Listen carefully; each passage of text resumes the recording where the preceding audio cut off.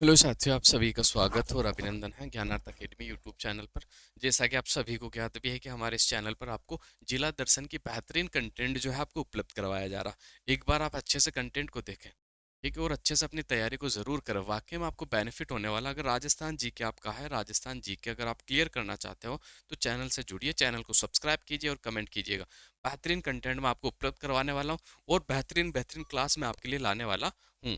जल्द ही आपको अच्छा से अच्छा कंटेंट और भी अच्छा कंटेंट उपलब्ध होने वाला है। तो जिला दर्शन की सीरीज की अपन बात कर रहे थे, तो उसमें था आपका चूरू।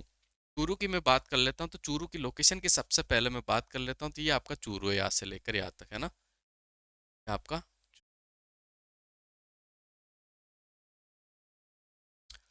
ठीक है, इससे पहले देखो मैं बता देता हूँ आपको। देखो आपके जो अब आपकी दीपावली भी नहीं रही, आपका इलेक्शन भी हो गया, तो आप बिल्कुल आपको पढ़ना चाहिए। देखो अच्छे से अगर आप वाकई में सफल होना चाहते हो अपनी लाइफ में, तो पड़ेगी।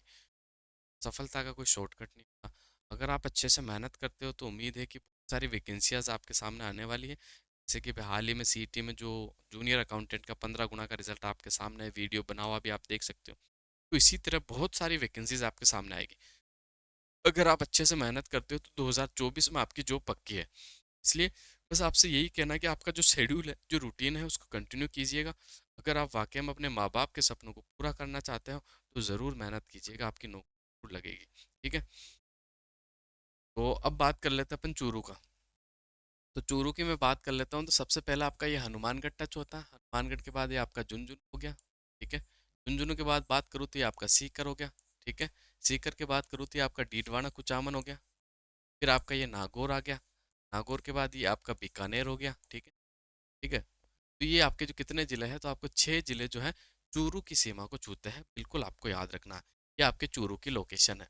और अगर चूरू जिले को कौन से राज्य को छूता है, तो आपको बिल्कुल याद रखना, हरियाणा।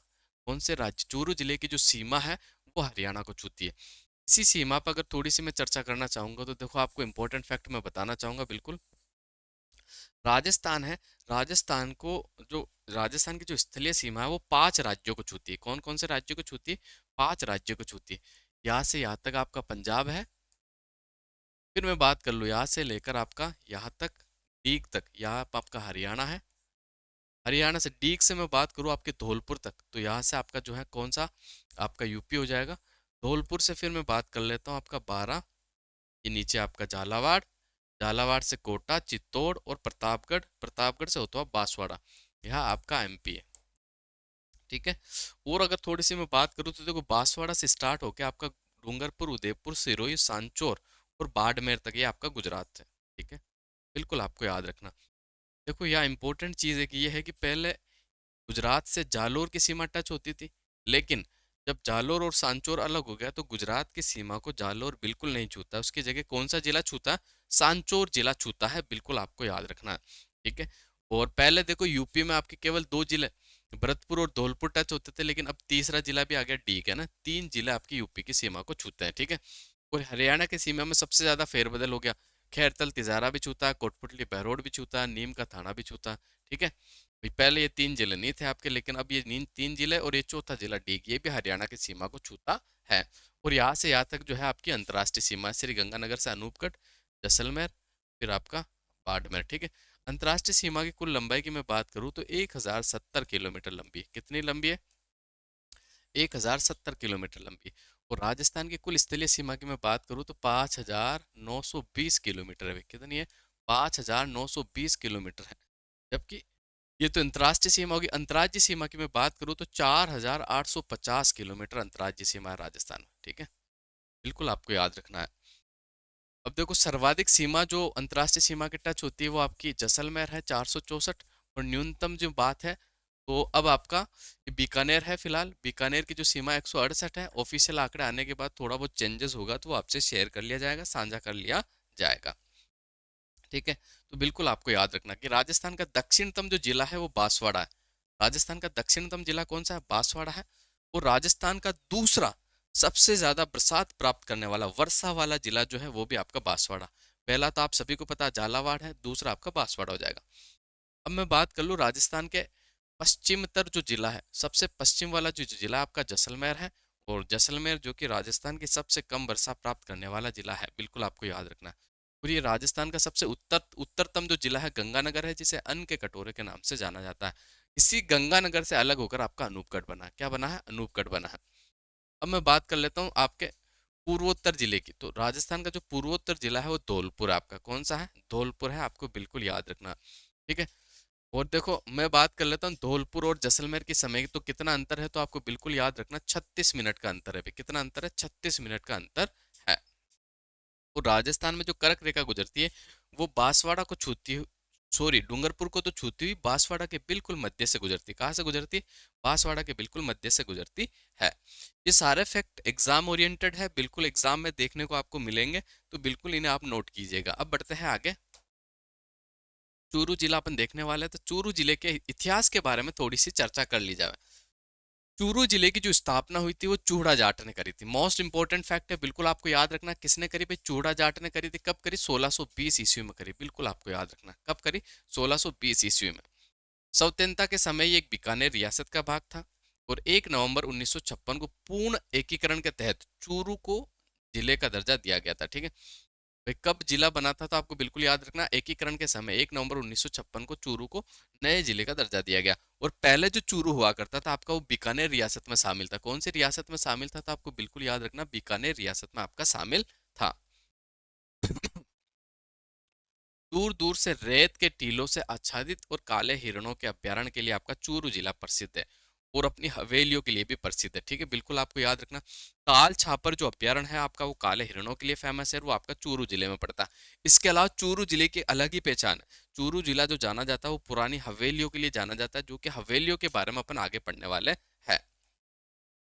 यहाँ कोठारी की हवेली है, ढोला मारू के चित्र मिल जाएंगे। 6 मंजिला सुराणा की हवेली एग्जाम में पूछी हुई, जिसमें 1000 दरवाजे, 1100 दरवाजे हैं और खिड़कियां हैं। ठीक है, इंपॉर्टेंट है, सुराणों की हवेली एग्जाम में पूछी हुई। खेमका और पारखों की हवेलियां हैं। दानचंद चोपड़ा एग्जाम में आया हुआ है, मोस्ट इंपोर्टेंट है दानचंद चोपड़ा। आरएसएस द्वारा एग्जाम में पूछा गया। क्या पूछा कि भाई दानचंद चोपड़ा की हवेली कहाँ है? तो आपको बिल्कुल याद रखना चूरू जिले में है। कन्हैयालाल बांग्ला की हवेली, 8 खंभों की छतरी, डकडेतों की छतरियां, गंगा जी का जो मठ, गंगा जी का जो मठ बना हुआ, ये आपके चूरू जिले में बना हुआ। मोस्ट इंपोर्टेंट है, एक बार वापस से बता देता हूँ। चूरू जिले की जो स्थापना हुई थी आपकी 1620 में चूड़ा जाट के द्वारा की गई थी। चूरू जिला स्वतंत्रता से पहले की अगर मैं बात कर लूँ तो ये बीकानेर रियासत का हिस्सा था। जब राजस्थान का एकीकरण हुआ था, राजस्थान के एकीकरण के बाद चूरू जिले को नए जिले का दर्जा दिया गया था। अगर मैं बात कर लूं कि चूरू जिला का एकीकरण कब हुआ, तो आपको बिल्कुल याद रखना जय जय जय बी 30 मार्च, 30 मार्च 1949 को आपको बीकानेर रियासत का विलय हुआ था। और बीकानेर का ही पहले क्या हिस्सा था? चूरू इसका हिस्सा था। तो इसी कारण इसका जो विलय कब हो गया था? 30 मार्च को आपका हो गया था। ठीक है, चूरू अलग से रियासत नहीं थी पहले, बीकानेर रियासत का हिस्सा था। तो इसका भी एकीकरण आपका जब बीकानेर का हुआ तभी इसका भी एकीकरण हो गया। एग्जाम में आप याद रख सकते हो। आगे बढ़ते हैं। चूरू जिले के प्रमुख मेले और त्योहार की बात कर लेता हूँ। देखो भभूता का सिद्ध मेला बहुत इंपॉर्टेंट एग्जाम में पूछा जा सकता है कि भभूता का जो सिद्ध मेला है चंगोई तारानगर में लगता है। कहाँ लगता है? चंगोई तारानगर चूरू में। गोगा जी का जो मेला लगता है वो ददेरवा के अंदर लगता है। बिल्कुल आपको याद रखना, फेमस मेला है आपका। और सालासर बालाजी का मेला जो लगता है सुजानगढ़ चूरू के अंदर। और साववा गुरुद्वारा का जो मेला लगता है वो भी आपका तारानगर के अंदर लगता है। 4 मेले हैं, बड़े ही इंपॉर्टेंट मेले हैं, चूरू जिले से रिलेटेड है, बिल्कुल आपको अच्छे से याद रखना होगा। भभूता का सिद्ध मेला आपका चूरू में लगता है, साववा का मेला आपका चूरू में लगता है, सालासर बालाजी का मेला चूरू में लगता है, और गोगाजी का जो मेला लगता है आपका वो भी ददेरवा चूरू के अंदर ही लगता है। गोगाजी का जो आपका मेला लगता है बिल्कुल आपको याद रखना कब लगता है, तो बिल्कुल मैं आपको बता दूं भाद्रपद, भाद्रपद कृष्ण नवमी को लगता है। कब लगता है? कृष्ण नवमी को आपका लगता है गोगा मेडी पे। ठीक है, बिल्कुल आपको याद रखना। सालासर बालाजी की बात कर लूँ तो आगे इसके बारे में अच्छे से विस्तृत चर्चा करेंगे। और साहवा गुरुद्वारा के मेले की मैं बात कर लूँ तो कार्तिक पूर्णिमा को लगता है। कब लगता है? कार्तिक,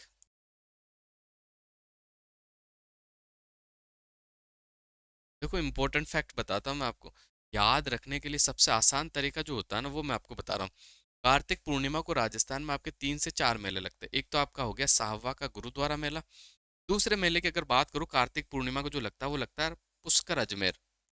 कौन सा? पुष्कर मेला, ठीक है। और एक आपका जो मेला लगता है झालरा पाटन वाला, झालावाड़ वाला मेला, चंद्रभागा मेला जो लगता है आपका, है ना, चंद्रभागा मेला, जो कि झालावाड़ में लगता है। एक तो मैंने बताया साववा का गुरुद्वारा मेला, एक पुष्कर मेला, एक चंद्रभागा मेला, ये तीनों ही आपके कब लगते हैं, तो ये कार्तिक पूर्णिमा को लगते हैं। अब बात कर लेते हैं सालासर बालाजी की। इस मंदिर की जो स्थापना हुई थी 1754 में महात्मा श्री मोहनदास के द्वारा की गई थी, ठीक है। बिल्कुल आपको याद रखना, इंपॉर्टेंट है, एग्जाम में पूछा जा सकता। ये आपके सामने है, बिल्कुल आप देख सकते हो, सालासर बालाजी, ठीक है। कि भी इनकी स्थापना कब हुई थी, 1754 में। कौन किसने करी थी, महात्मा श्री मोहनदास जी ने की थी। सालासर के पूर्व में 1 किलोमीटर दूर हनुमान जी की जननी अंजना देवी का मंदिर है, ये इंपॉर्टेंट है। एग्जाम सवाल में बन सकता है अंजना देवी का मंदिर कहाँ स्थित है, तो वो भी आपके चूरू के अंदर है, सालासर बालाजी से 1 किलोमीटर दूर। यहाँ हनुमान जी का दाढ़ी मूछ युक्त, माथे पर तिलक युक्त विग्रह है। इस प्रकार देश का पहला मंदिर है। आश्विन और चैत्र पूर्णिमा को यह विशेष मेले भी आपके लगते हैं। मंदिर के बीच में एक जाल का पेड़ है, जिस पर भक्त अपनी कामना और पूर्ति के लिए नारियल और धागा बांधते हैं। इसी स्थल को सिद्ध हनुमान पीठ माना जाता है। बिल्कुल इंपॉर्टेंट है भाई, सिद्ध हनुमान पीठ मोस्ट इंपॉर्टेंट है, एग्जाम में बिल्कुल बन सकता है। जरूर अपने नोट्स में आप ऐड करें इसे। आगे बढ़ते हैं, तो चूरू के और प्रमुख मंदिर की बात कर लेते हैं, तो ददेरवा चूरू, जो कि भाद्रपद मास में करसना नवमी को जो मेला लगता है, गोगा नवमी, ठीक है, आपको बिल्कुल याद रखनी है। और यहाँ गोगा जी का जन्म स्थान है, और गोगा जी को गोगा राखी चढ़ाई जाती है, बिल्कुल आपको याद रखना है। आगे बढ़ते हैं, तिरुपति बालाजी की थोड़ी सी बात कर ले, जो कि सुजानगढ़ चूरू में ही आपका वेंकट वेंकटेश्वर फाउंडेशन ट्रस्ट ने 1994 में सुजानगढ़ में भगवान वेंकटेश्वर तिरुपति बालाजी के मंदिर का निर्माण सुजानगढ़ में करवाया। और 75 फीट ऊंचे इस मंदिर का स्थापत्य एवं शिल्प देखने योग्य है। Doctor M Nagaraj, doctor Venkatacharya की देखरेख में इसका निर्माण हुआ था। ये आंध्र प्रदेश के तिरुपति बालाजी की हूबहू प्रतिकृति है, बिल्कुल आपको याद रखना। देखो, भारत का फेमस जो तिरुपति बालाजी मंदिर वो तो आंध्र प्रदेश में, अगर राजस्थान का तिरुपति बालाजी का मंदिर आपसे पूछ लिया जाए तो सुजानगढ़ चूरू में पड़ता है, एग्जाम में बन सकता है, इंपॉर्टेंट सवाल है। जिसे मैंने इंपॉर्टेंट बोला है वो जरूर ऐड करिएगा, पक्का आपको किसी ना किसी एग्जाम में देखने को मिलेगा। सागर सिंधी मंदिर की बात कर लेते हैं, अपनी बेजोड़ कांच की जड़ाई और स्थापत्य कला के लिए जाना जाता है, ये भी आपके चूरू में पड़ता है। अब थोड़े से चर्चित व्यक्तित्व की अगर थोड़ी सी अगर बात कर ले अपन, जो कि इम्पोर्टेंट भी है, तो जरूर आपको, और व्यक्तित्व के बारे में आरएसएसबी बोर्ड द्वारा तो एक अलग से टॉपिक है ही, जो कि हर एग्जाम्स में पूछा भी जाता है, तो देख लेते हैं अपन। हेमचंद्र प्रकाश, सुजानगढ़ निवासी प्रख्यात संगीतकार लता मंगेशकर के गुरु माना जाता है, बिल्कुल आपको याद रखना है। सवाल कैसे बन सकता है, लता मंगेशकर के गुरु का संबंध कौन से जिले से, चूरू से, या कौन है, खेमचंद्र प्रकाश है। गौरव शर्मा की मैं बात कर लूं, तो गौरव शर्मा ने 20 मई 2009 को माउंट एवरेस्ट फतेह किया था। चूरू निवासी गौरव शर्मा और जयपुर निवासी हरनाम सिंह ने अफ्रीका महाद्वीप की सबसे ऊंची चोटी कलिमंजारो पर तिरंगा फहराया था, आपको बिल्कुल याद रखना भाई। अफ्रीका महाद्वीप की सबसे ऊंची चोटी कौन सी है, बिल्कुल आपको याद रखना, कलिमंजारो। और राजस्थान महाद्वीप की सबसे ऊंची चोटी कौन सी हो जाएगी, यानी राजस्थान की सबसे ऊंची चोटी जो हो जाएगी आपकी, गुरु शिखर हो जाएगी। कौन सी है, गुरु शिखर। गुरु शिखर की ऊंचाई की अगर मैं बात कर लूं तो 1722 मीटर ऊंची है। कितनी ऊंची है, 1722 मीटर ऊंची की, जो राजस्थान की सबसे ऊंची चोटी है। उसके बाद फिर आपकी शहर है, शहर की ऊंचाई की मैं बात कर लूं तो 1597 है। फिर मैं बात कर लूं तो आपकी दिलवाड़ा 1442 है। फिर आपकी जरगा आती है 1431 है। फिर आपका अचलगढ़ आता है 1380 मीटर ऊंची।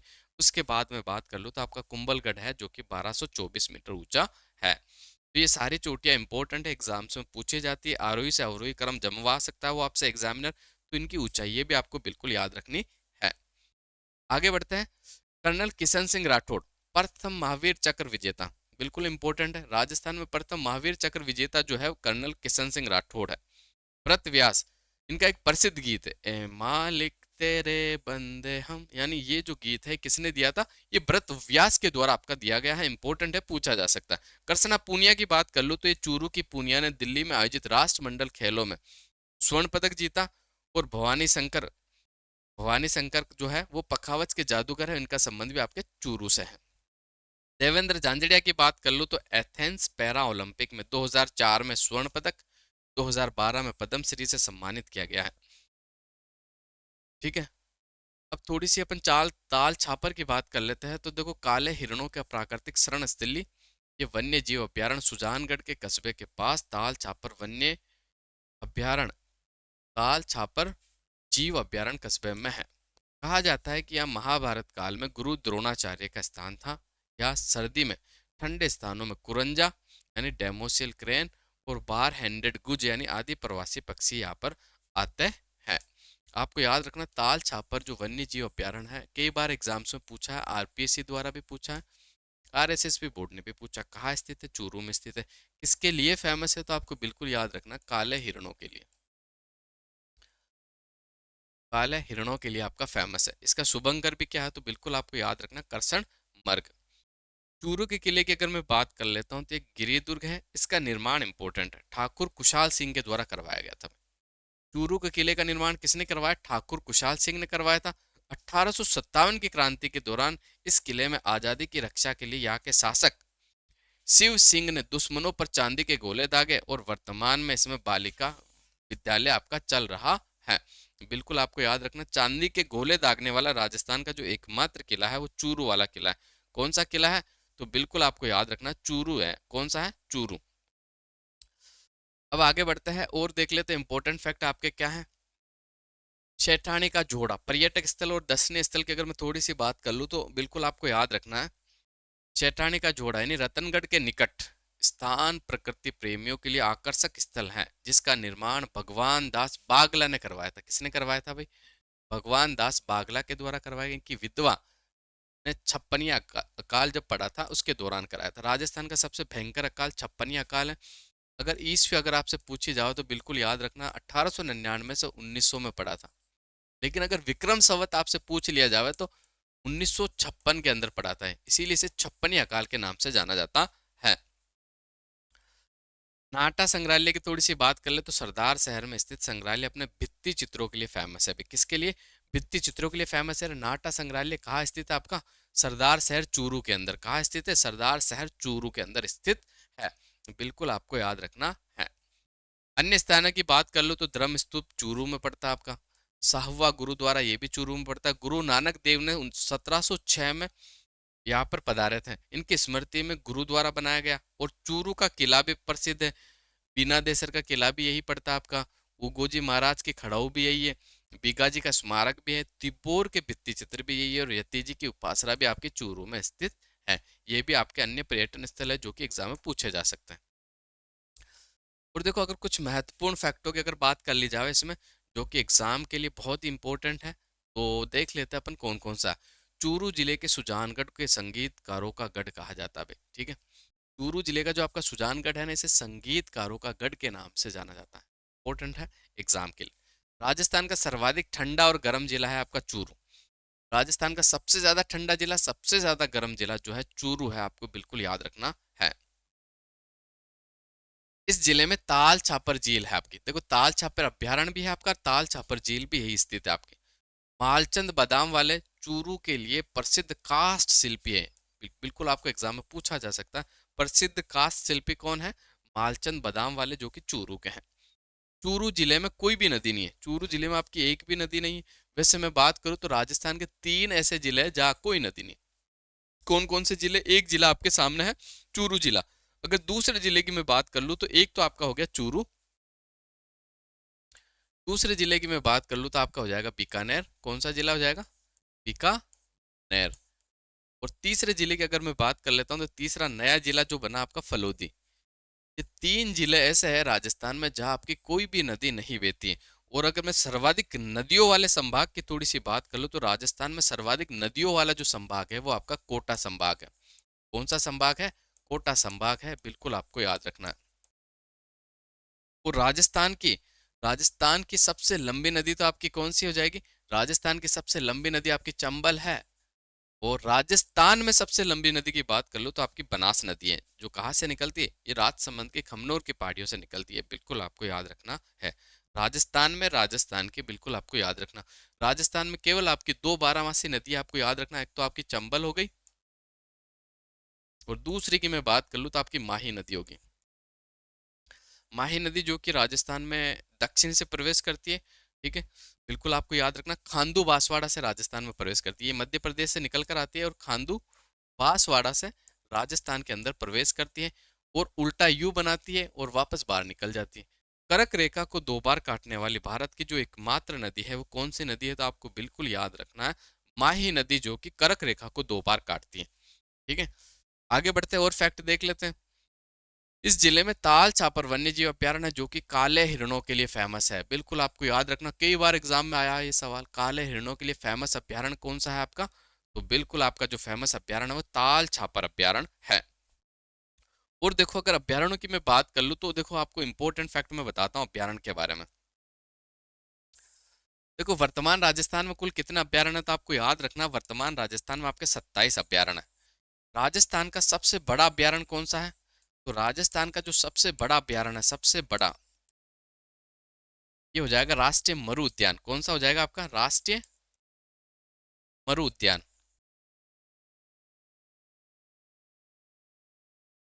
राष्ट्रीय मरु उद्यान जो कि 2 जिलों में पड़ता है। इसके क्षेत्रफल की मैं बात कर लूँ तो 3162 किलोमीटर है। कितना है, 3162 किलोमीटर। ये 2 जिले में पड़ता है, एक तो आपका बाड़मेर, दूसरा आपका जैसलमेर। 1900 किलोमीटर तो आपका, 1900 वर्ग किलोमीटर में जो फैला हुआ वो तो जैसलमेर में फैला हुआ, जबकि 1262 किलोमीटर जो फैला हुआ आपके बाड़मेर के अंदर फैला हुआ।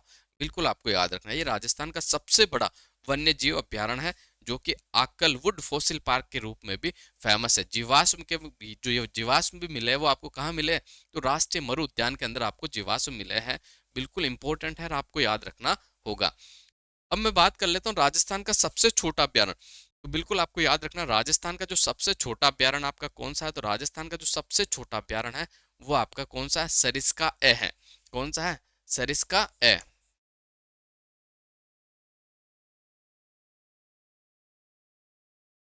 सरिस्का ए जो है राजस्थान का सबसे छोटा अभ्यारण्य है।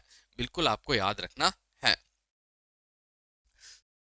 तो ये अभ्यारण्यों के बारे में कुछ चर्चा थी जो कि मैंने आपको बता दी है, बिल्कुल आपको याद रखना है।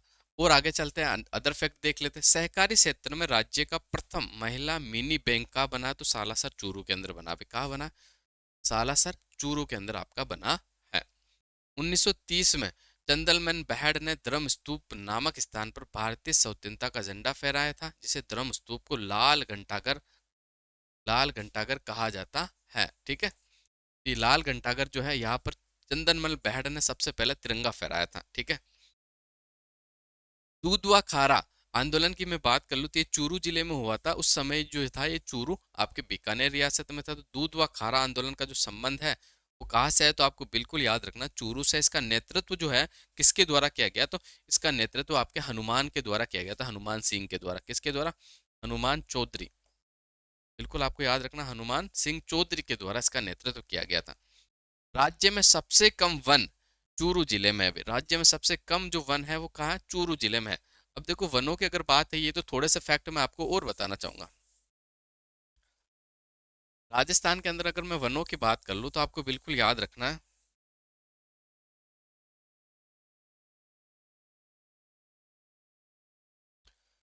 चलो वन की मैं बात कर लेता हूँ। एक फैक्ट अपना बचा जो देख लेते हैं कि कबूतरी नृत्य आपका चूरू का फेमस है। अब देखो मैं आपको नई स्लाइड के अंदर कुछ और बता देता हूँ।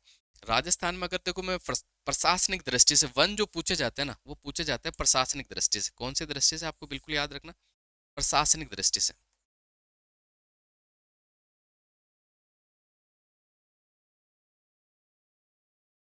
प्रशासनिक दृष्टि से राजस्थान में वन 3 भागों में बटे हुए हैं आपके। कितने भागों में, 3 भागों में। आरक्षित, दूसरा आपका रक्षित,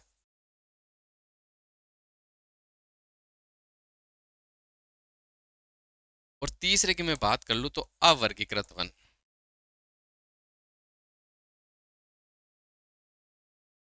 अवर्गीकृत वन, ठीक है। 3 भागों में बांटा गया। प्रशासनिक दृष्टि से वनों को कितने भागों में बांटा जा सकता है, तो 3 भागों में बांटा जा सकता है। सबसे पहले आरक्षित, फिर रक्षित, फिर अवर्गीकृत। आरक्षित वन जो है राजस्थान में कुल कितने प्रतिशत है, तो आपको बिल्कुल याद रखना कितने प्रतिशत है, 37% वन आपके आरक्षित वन है। रक्षित वनों की मैं बात कर लूँ तो 56 4% आपके रक्षित वन है। वर्तमान रिपोर्ट, वनों की वर्तमान रिपोर्ट की मैं बात कर रहा हूँ, और अवर्गीकृत वन की बात कर लूँ तो 6.46 है। आरक्षित वन राजस्थान में सबसे ज्यादा आपके उदयपुर जिले में पाए जाते हैं। कौन से जिले में है तो आपको बिल्कुल याद रखना, उदयपुर में। रक्षित वनों की मैं बात कर लूँ तो सबसे ज्यादा आपके 12 में पाए जाते हैं। कहाँ पाए जाते हैं? 12 में। और अवर्गीकृत वनों की सबसे ज्यादा अगर मैं बात कर लूँ तो आपके बीकानेर में पाए जाते हैं। कहाँ पाए जाते हैं? बीकानेर के अंदर पाया जाता है। बिल्कुल आपको याद रखना है। अब देखो, मैं आपको कुछ इंपॉर्टेंट फैक्ट और शेयर कर लेता हूँ आपसे, जो कि इंपॉर्टेंट भी है। राजस्थान में अगर आपको पूछ लिया जावे कि सर्वाधिक वन कहाँ पाए जाते हैं, तो देखो मैं एक छोटी सी ट्रिक आपसे बताना चाहूंगा, जो कि इंपॉर्टेंट है, बिल्कुल एग्जाम की दृष्टि से जरूर एक आपको एग्जाम्स में पूछी जाएगी। तो देखो मैं आपको बता देता हूँ, अगर क्षेत्रफल की दृष्टि से अगर पूछ लिया जाए आपको, राजस्थान में क्षेत्रफल की दृष्टि से अगर पूछ लिया जाए तो आपको बिल्कुल याद रखना, क्षेत्रफल की दृष्टि से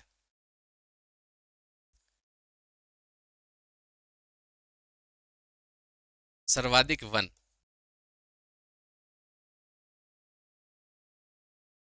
देखो एक छोटी सी ट्रिक आपको याद रखनी, यू ए पी।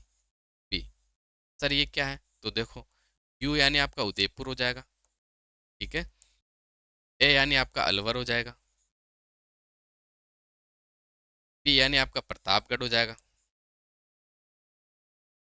जबकि बी यानी आपका क्या हो जाएगा? 12 हो जाएगा। क्या हो जाएगा? 12। ठीक है। ये तो हो गया आपका क्षेत्रफल की दृष्टि से। अगर आपसे पूछ लिया जाए कि प्रतिशत की दृष्टि से सर्वाधिक वन राजस्थान में कौन से जिलों में पाए जाते हैं, तो 4 जिलों की एक छोटी सी ट्रिक बताता हूँ। आपको याद रखना है यूपीएससी। क्या याद रखना है? यूपीएससी। यू से आपका उदयपुर हो जाएगा। पी से आपका प्रतापगढ़ हो जाएगा। एस से आपका सिरोही हो जाएगा। और सी से आपका क्या हो जाएगा? करौली हो जाएगा। तो मैंने देखो दो छोटी सी ट्रिक बताई है, जो कि एग्जाम की दृष्टि से बड़ी इंपॉर्टेंट है। आपको याद रखना, अगर पूछ लिया जाए आपसे कि क्षेत्रफल की दृष्टि से सर्वाधिक वन राजस्थान में कौन से जिलों में पाए जाते हैं, सबसे पहले सर्वाधिक वन जो पाए जाते हैं प्रतिशत में पूछे या एरिया में पूछे तो उदयपुर में है। उसके बाद क्षेत्रफल की दृष्टि से दूसरा जिला अलवर है, तीसरा प्रतापगढ़ है, चौथा बारां। अगर प्रतिशत की दृष्टि से सर्वाधिक वन पूछ लिए जाए तो सबसे ज्यादा उदयपुर में है, फिर आपके प्रतापगढ़, फिर आपका सिरोही, और फिर आपका करौली में। फिर आपके कहाँ पाए जाते हैं सर्वाधिक वन? तो फिर आपके करौली के अंदर सर्वाधिक वन पाया जाता है। बिल्कुल आपको याद रखना, इंपॉर्टेंट है, बिल्कुल आपको याद रखना ही होगा। अगर आपको पूछ लिया जाए कि नवीनतम वन रिपोर्ट के अनुसार राजस्थान में सर्वाधिक वन वृद्धि कौन से जिले में हुई है, तो आपको बिल्कुल याद रखना, सर्वाधिक वन वृद्धि जो हुई है वो कौन? सर्वाधिक वन वृद्धि,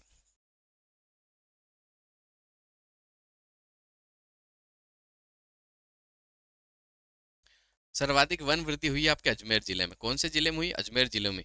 जबकि मैं बात कर लूँ सर्वाधिक वनों में गिरावट का ही है, तो सर्वाधिक वनों में जो गिरावट है वो आपके जालोर जिले में ही। सब सर्वाधिक वनों में गिरावट कौन से जिले में है? तो आपको बिल्कुल याद रखना है, सर्वाधिक वनों के अंदर जो गिरावट दर्ज की गई है नवीनतम वन रिपोर्ट के अनुसार, तो आपको बिल्कुल याद रखना जालोर में।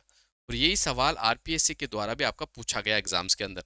तो बिल्कुल ये फैक्ट है जो कि सीधे ही आपको एग्जाम्स में पूछे जाएंगे, बिल्कुल आपको याद रखने होंगे। तो आज की क्लास बस इतनी। तो आप हमारा ऐप भी डाउनलोड कर सकते हो, और इसके अलावा देखो और बेहतरीन क्लासें आपको उपलब्ध हो जाएगी।